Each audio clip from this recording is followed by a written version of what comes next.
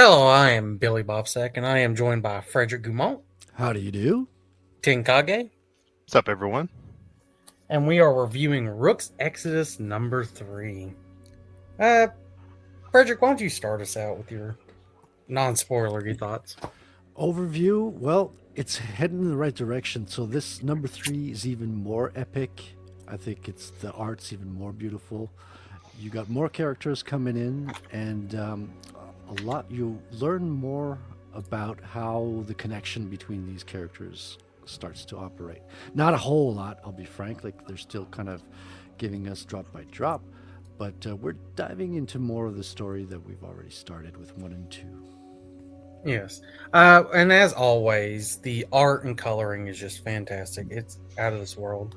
We do get introduced to a lot of, get to see a lot of wardens, and one of the great things about this comic ever since the first issue was character design has been really, really good.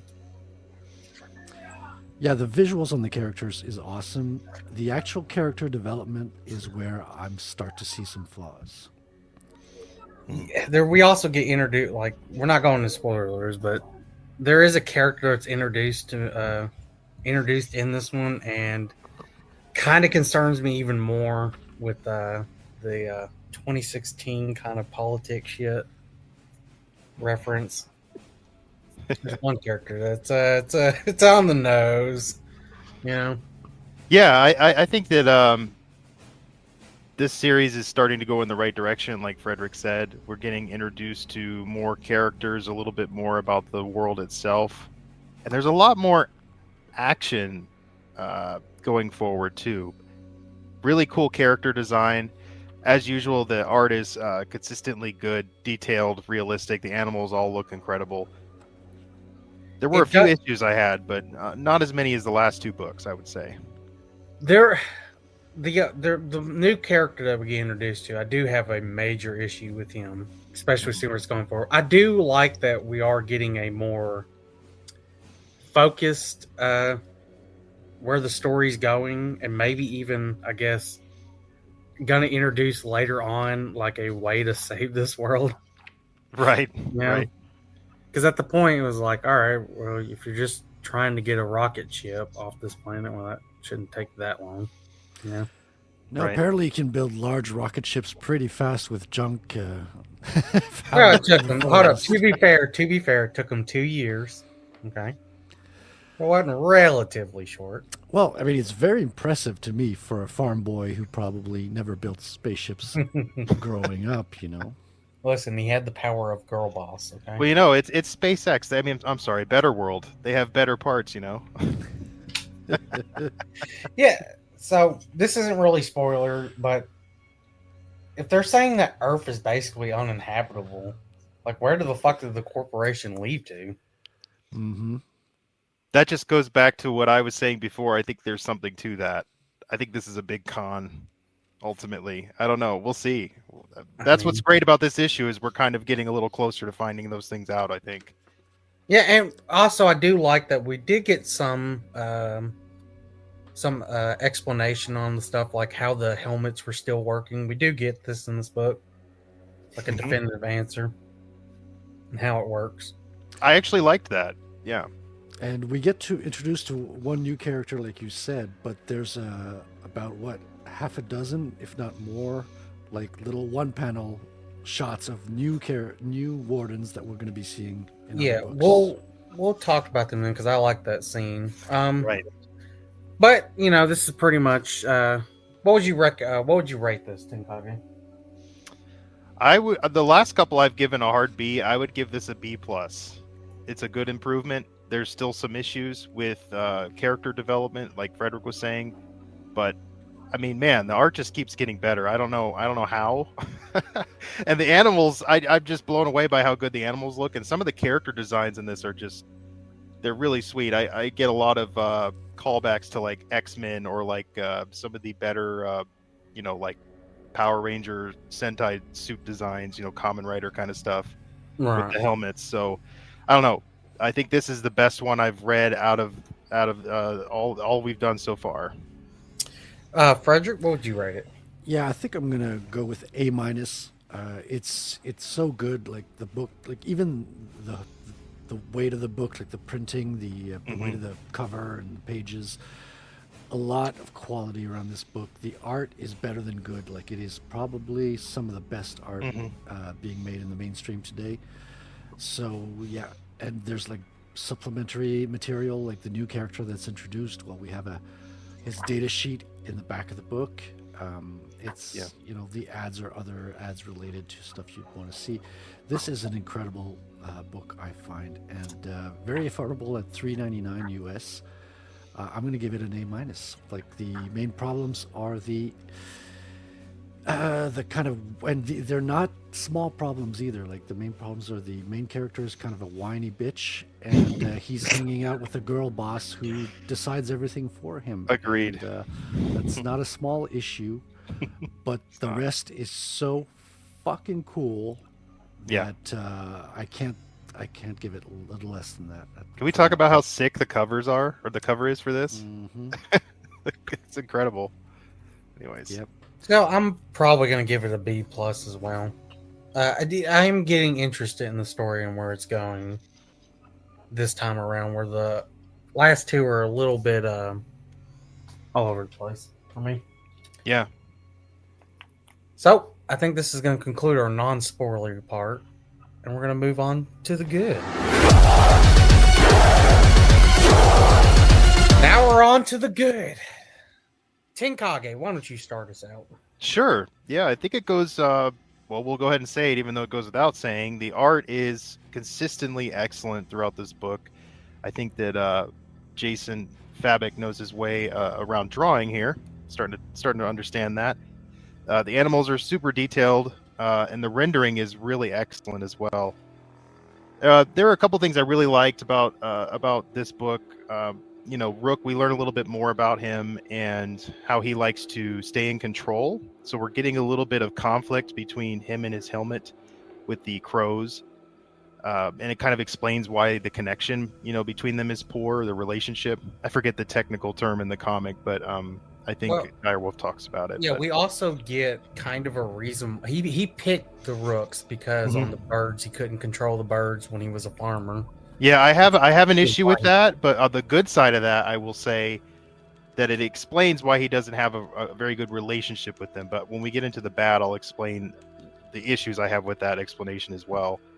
But I also liked how Direwolf suggested the helmets may not ultimately be needed for the Warden, so there's kind of some foreshadowing there that maybe later on we'll start to see Rook's relationship improve with the crow, maybe even without the helmets. Yeah, we even get a part where I think he's like, the birds know I'm hungry, and they're doing that shit on purpose by catching food next to me. That was pretty funny, I thought. But then it was also like, well, why didn't you just bring the fish over? But anyway, that's getting into kind of the bad portion. But I really liked the splash spread of the Oasis wildlife grid.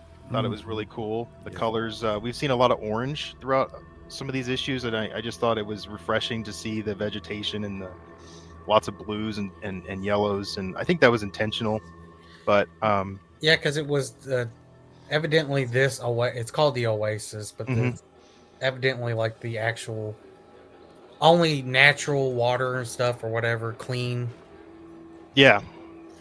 The paneling, I felt like the paneling improved quite a bit in this issue. Yeah, Frederick, I'm going to bring this up as well. You said the kind of return to the first issue, and I'm going to be honest with you, not really. This actually kind of stayed consistent. No, that was a specific issue that I picked up, and I was looking through the paneling, and you'll see it's not this one. I'll give you that. But there is an issue we returned to the original paneling from the first one, and it just made me laugh because we had spoken about that so much. Yeah. But no, this one's very different, much more dynamic to read, very original. Double page splashes when you need them. You mean spread eagles? Trademark. Patent pending. And I love the introduction of the new wardens. I mean, they may not be new, but they're new to us. So like each one is very appealing in terms of helmets. Always look cool. Jason Fabok is on the money with this. Mhm. And I gotta say, I even like the first page, the way it opens, like just with the backgrounds, with the cinematic kind of like bringing you into the location. So just Yeah. to point out, we got introduced to 13 new wardens. Yeah. Do you think we'll see them all? Because I Oh, kind of wonder if we'll see them all, or if it's sort of just, like a just for fun kind of. I think we'll definitely see them. I don't really see the point of introducing that many wardens, like because he goes into the what is it called? The wildlife or the oasis. Yeah, but it's specifically the room, the broadcasting room, the wildlife grid, Right, the where it wildlife can grid. connect to every warden's helmet and can actually see what they're doing. Hmm. And the Hear fact that you got the big baddie Ursa going after these wardens and cutting their heads off because he's kind of sadistic. He's not just looking for the helmet. He wants a ritual beheading of these guys and their heads brought in. But this makes me think we might have like some of these guys die off one by one. Yeah. This might be interesting to see who survives or how they go down. Yeah, absolutely. Was Go ahead. Was it also mentioned that they need 3 helmets for something? Yeah, to be able to locate somebody, so the geolocation of another warden, you need, I think, two people to be able to do that. Yeah, it's like Understood. triangulation or something like that. Mhm, yeah.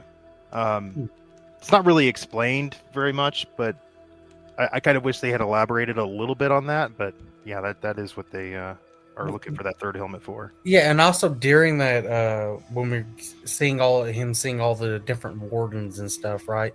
Hmm. We also might be getting another thing set up because it does look like one of the wardens looking for the world engine in the north, and then they're talking about we need to go. Apex is coming.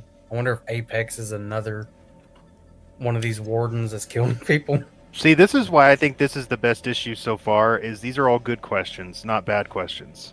Yep. Yeah, Right. like, I think with the last 2 issues, we're getting a lot of bad questions, like this doesn't make sense. What do you mean X, Y, and Z? Right. With this, we're looking forward to the story. We're looking forward to what's going to be revealed for some of these characters, and I think that's a massive improvement in the writing. There's still issues, but we'll get into that. Yeah, yeah. One of the best parts of the book is right smack in the middle when you open it, where the staples are in.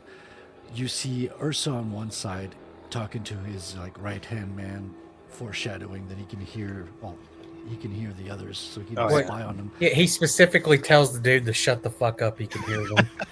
And on the other side, on the right page, you get to see for the first time the broadcasting orb, which looks like a tree of electronic wires.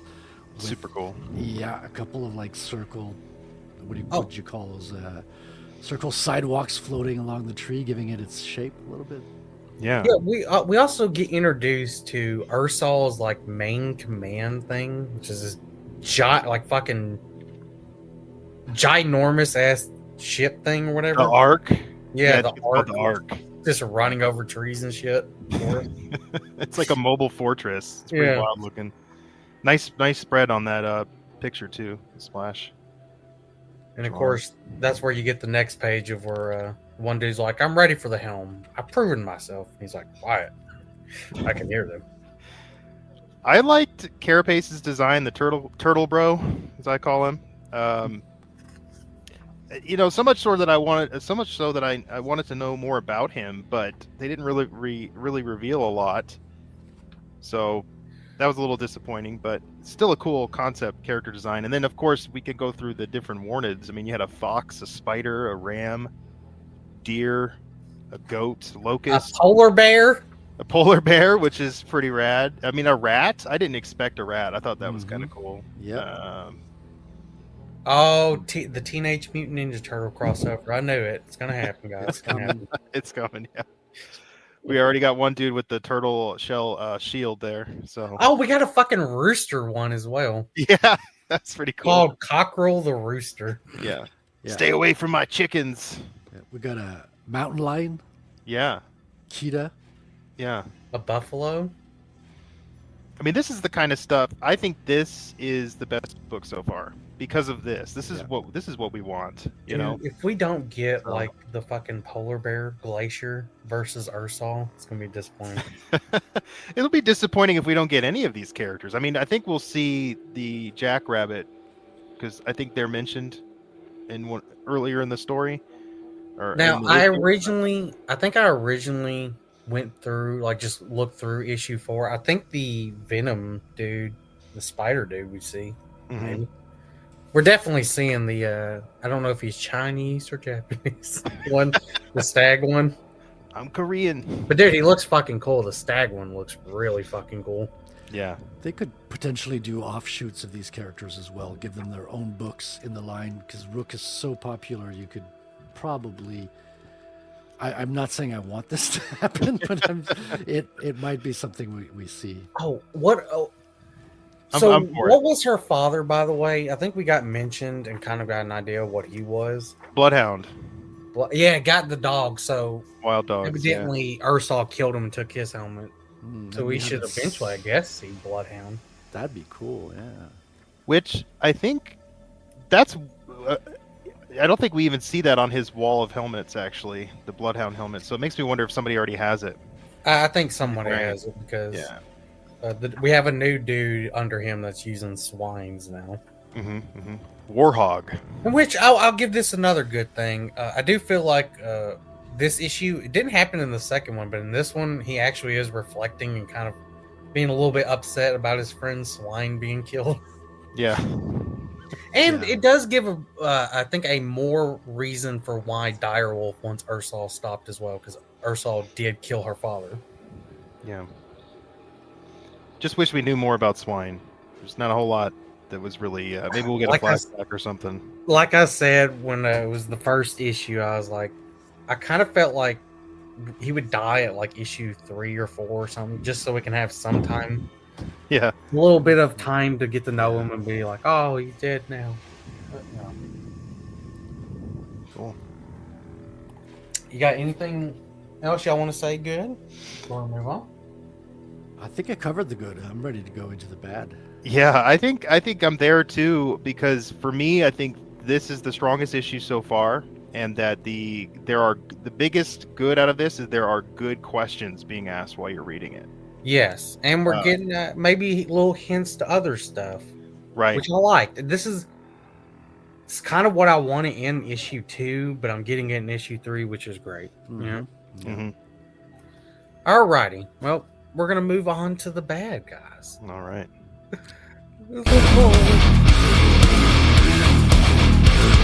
Now on to the bad. I will start this out. First thing first, we get introduced to this old fucker, this old turtle fuck. And I'm already sensing some 2016 politics with the writing in his character because he was a protester who decided to leave or let Earth die. And then this world he doesn't want dead, right? He's really gruntled. He calls Rook a coward and is just shitting on Rook the entire book he's introduced. Is just shit talking Rook. Yeah, I had the same problem. The thing is, his character design is cool. I love that he's controlling the big giant turtles. But I can already smell some of the fucking politics stuff. Because it even mentions, like, oh, Earth was, like, divided politically or some shit and all this other stuff.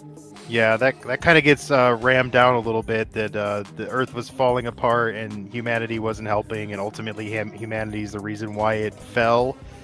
So you get a lot of that, a lot of turtle lives matter, things like that. We're going to find out that they left Earth when a certain politician got elected. Oh, yeah. Oh, yeah. By the way, maybe someone can do the math, but I'm pretty sure it's going to line up with our election shit. I'm just saying, he's 118 years old. It's 2016.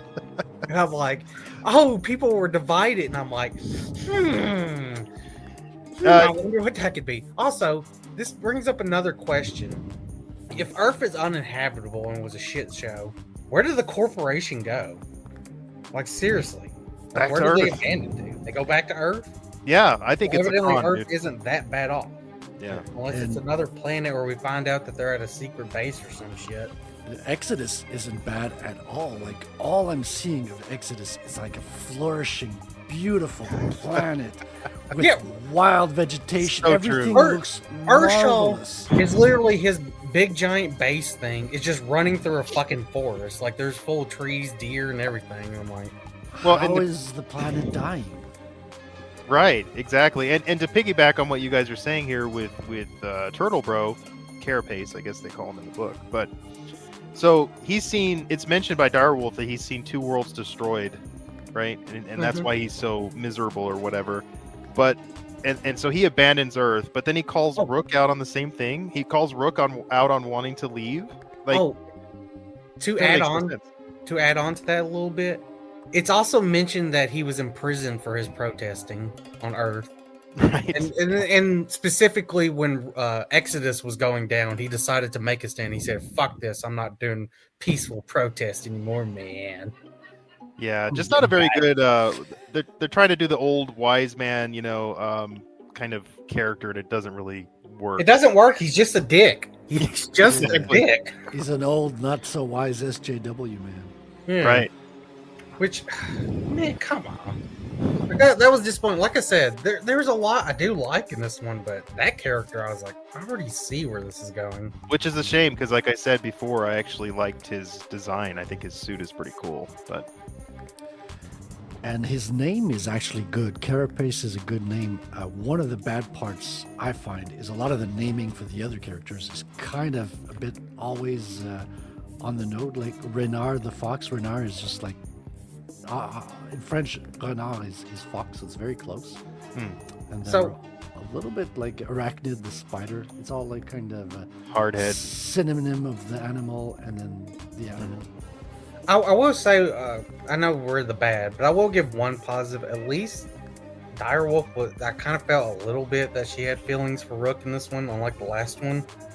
Really? She was being like, "Yeah, can you please like stop like shitting on Rook?" Like, Yeah, I actually felt the total opposite. He says, "Don't let your feelings cloud your judgment," and I'm like, has she shown any feelings this entire time?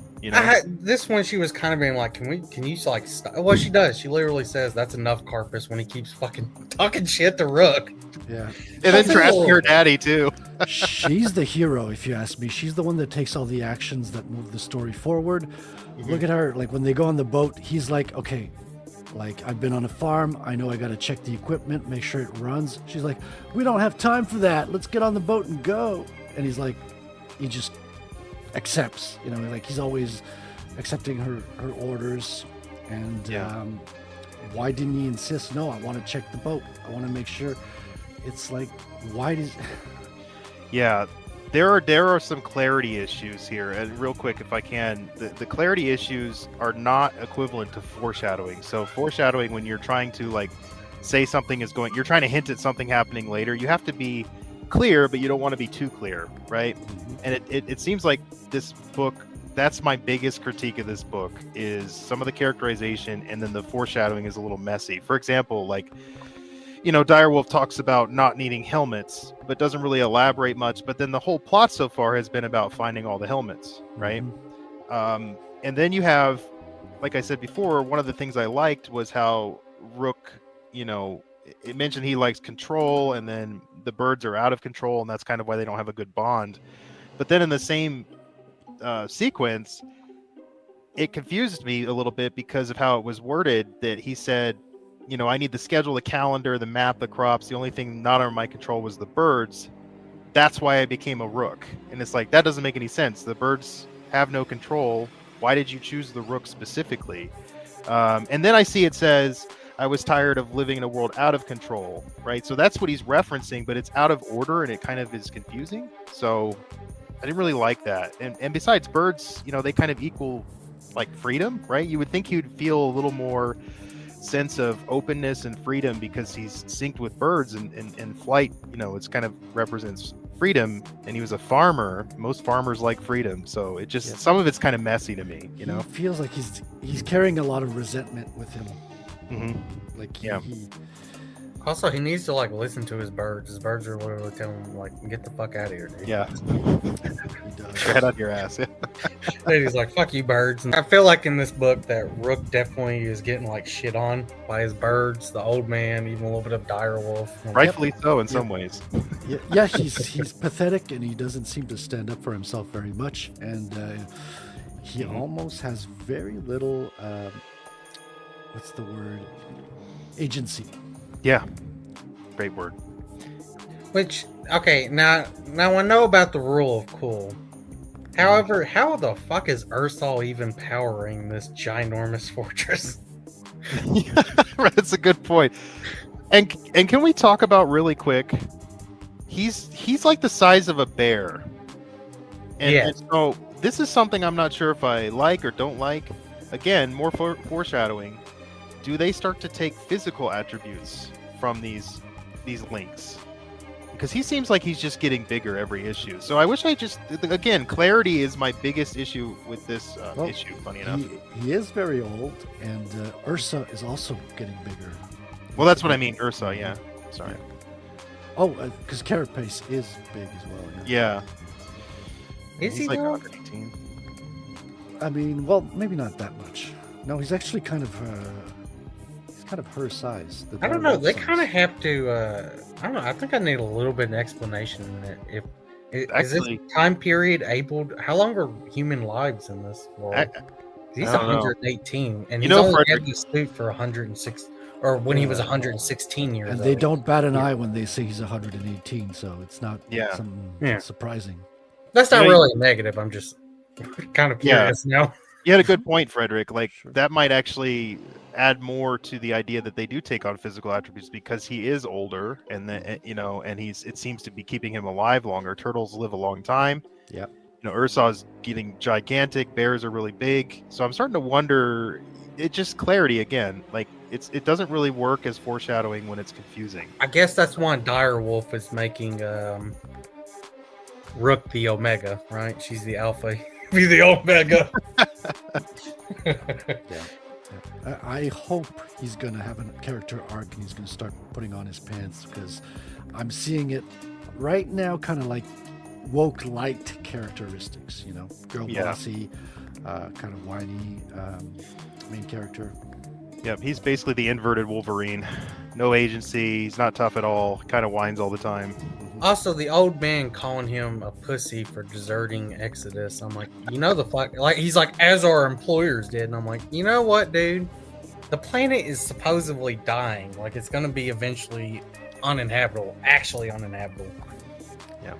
And show us the planet dying. I feel like there should have been, like, if there is going to be a plot point to the world can be saved, like the world engine or something can be restarted, I would have liked, I don't know, at least Direwolf or this character would have mentioned that he doesn't understand. This isn't the end. He should never leave, because there is a hope for an actual reviving or something. Yeah. And they do need to show us the planet dying. Like, you keep saying, Yeah. oh, Exodus is like starting to die now. Look how fucking flourishing and wonderful our jungles are and our habitats. And Yeah, like the only thing we've really seen is deserted cities, and they're going to look run down. And anyway. orange skies. Yeah. Orange cities, skies. And these cities look like they have a long life to them as well. Like, they don't look like new, fresh cities. Mm-hmm. And there's a add lot on of top of that, all inconsistencies we've in seen that. is animals mutate, like become ginormous. Now, in the first issue, we did see some water and like dead fish and shit. But we haven't even seen that since the first issue. The second one and this one, we've seen like luscious fucking water. That's fine. Speaking of water, I'm looking at the Oasis here, and I think Carapace is just powering this station because it's a hydroelectric station. That's why. It's obviously an electrical dam. And evidently, the corporation was trying to take the wildlife grid, but he said, fuck you, the old dude, and kept it. That's another thing. I find that it's incredibly lacking. Like, the grid is so important in the story, and they just barely mention it. They almost seem to have disdain for these things. It's like, one thing that's bugging me a lot about these characters, they're all kind of aloof. Like, they're all like above it all. Yeah. It's driving me, it's pushing me away from them. Yep. I agree. Same thing. I have one thing to add to the bad, and this is the first time I'm going to critique a page of Jason Fabok's because his art is fucking cool. Mhm. Except the second to last page where Rook takes off his helmet. I find that these are always the kind of the weaker panels, the weaker scenes. His face is not interesting when, Oh wow, when the mask is off. I didn't see that before. You're right. So that's, if I'm going to critique the art, that's the only critique I can come up with. That one looks And rushed. That one Yeah. looks rushed in comparison. I suppose that's the thing about being, that technical, the rendering and everything being that great all the time, is that when something kind of is rushed or, dare I say, mediocre, it really stands out. Yeah, but everything else is like 9 out of 10, 10 out of 10. Very top of the line. I would Yeah. love to have any of these pages as original arts. Yeah, for sure. The double page spread again is incredible. The size of that machine in the forest is just magnificent. So I think we're going to move on to our conclusion. Yeah, because I'm saying way too many good things in the bad That's part. right. Bad Frederick. Anyways, on to the conclusion. All right, on to our conclusion. Frederick, why don't you start us out? So once again, Rook Exodus, like, is an incredible book. Like, it's very high quality in the writing as well as the art. But my main issues are with the writing again. Like I call it woke light a little bit, because we got the main character who's a little whiny, a little bitchy, and we got his girlfriend, who's not even his girlfriend, just bossing him around and ignoring his like smart advice. Like, hey, we're about to go on a boat that we don't know nothing about. Let me check the hull. Let me check to make sure it's running before we jump on the river. And she's like, no, we don't have time for like our safety. I'm the girl boss and we're moving forward. And of course she's right. The boat has no issues. And Rook looks stupid for wanting to verify the security and stuff. So these little things with the characters are bugging me, but I can overlook them easily because we've got an introduction of a horde of characters in this one, albeit they just have one panel shots, a lot of them, but we're introduced to a bunch of new wardens, and they're all cool. They all have awesome costumes, I guess, very unique. The stag one's the best one, I will say. Like, he's the one that I'm like, I want to see this character. Yeah, the It's pretty Japanese cool. character. Yeah. Find the names a little bit lackluster, but I don't think that's their real names. Like, how is the fucking Chinese or Japanese dude? Like, his name is just Stag? Really? Mhm. So I think this is a great addition in the story. We're introduced to the Oasis, as well as we're seeing like the broadcast orb, like this huge tree of wires, which is beautiful locations. I will say this, we did get an actual explanation of where specifically what's keeping the helmet still functioning and working. This was, I think, a complaint you had earlier, Tenkage. We do actually get an explanation for it, which is this wildlife grid that Yeah. Carpus is protecting. Yeah, and it looks awesome. I love how it looks like a tree made of wires. Yep. And the last thing I want to kind of shed some attention to, because it's so freaking awesome, it's just like the fucking scale of it. Like, the double page spread with the arc is so huge, it takes up both pages, and in the background is mountains and forests, and the scale is immense. Same with the Oasis. We're on a location with massive turtles coming out of the water, splashing water everywhere. The scale is epic with this story, and I'm loving it. It seems like it's getting bigger and bigger with each issue. Also, I didn't notice this, but the Ram character, he looks to be fighting humans with other people. You're right. I didn't notice that. The other Looks one like he's at a pub or something. Maybe like a bar fight. bar fighting. He's fucking them all. While the up. world's ending, you know? Yep, there's beer. There's beers flying around. Yeah, I almost feel like the plot line of the world is destroying itself. Probably should have just be dropped, and it's just a post-apocalyptic. The world's not ending. It's just the survivors and how they're adapting and stuff. I don't know. I think that'd be interesting. I think the whole plot point where we're told that there might be a month left or 2 months left before the world engine completely shuts off, right? That's not believable. We see this rich, beautiful scenery. Remember in the Matrix when Morpheus shows him the dying world? You see storms. You see this. It looks like it's dying. And here you Right. see a luscious. I don't know if luscious is the right word, but like a beautifully rich forest, incredible world that seems to have a huge variety of nature, like animals. It's such a rich tapestry. Like it doesn't look dying ever, and we don't ever right. see this this core that's supposed to be breaking. So this is the main threat to the planet. Show us the core. Show us the planet's dying, even if it's a couple of panels. It'd be nice to see. I do those. think that they're saving the core. I think that will be a plot point later on. As for showing like the world getting shittier, we got that in the first issue, not in the second or third one. Second, third one, it was just ruined city shots. And the cities look old. They look like Earth cities. Like it doesn't look like something recent that was just built on the planet. Well, to be fair, on the one specifically they go to and where that cruise ship thing was at, it was specifically mentioned that it was a recreation of an old time period world. Good point. Good point. I take back my criticism in that case. And they So could on be that taking one- some of the focus off of it to focus on the characters and some of the story, but they're not doing the greatest job of that because, like we said earlier, there's some issues with characterization in some of the plot so far. So that could be why there's less of the focus on the world dying. So maybe we'll get more of that in further issues. Right. I think so far this is definitely the best issue that we've read up to this point. I think Yeah. there are improvements. I think it's going in the right direction. I think for the quality of the art, the coloring, and just everything. I mean, even the idea is pretty cool. I mean, there are things in it that we don't like, as you know, we've already stated. But like the cover's great. The quality of the comic itself, all the supplementals. This is definitely worth your time, especially for $3.99. Yeah, 100%. And one of the major problems with the first two issues was a lack of secondary characters, and there is a flood of them in this one. So it's worth the wait with number Yeah. three.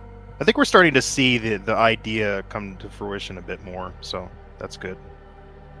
Yeah, I think when we're going to see all of these wardens fighting together in one epic battle, this is some foreshadowing for the next review. It's going to be freaking awesome. It is. Well, I think I'd recommend this. What about y'all?